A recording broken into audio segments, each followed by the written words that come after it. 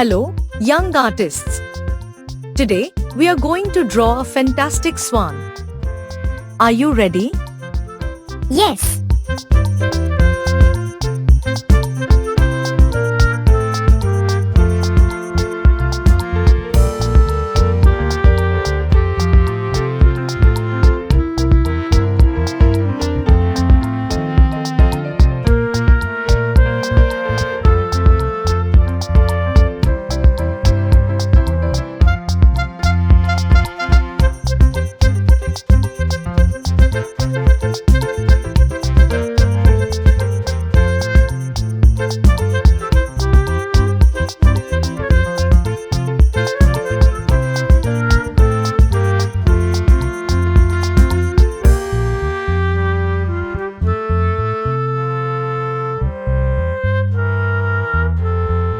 You can add more details, like for texture or shading if you'd like, but you've got the basic swan drawing down. Thank you, teacher.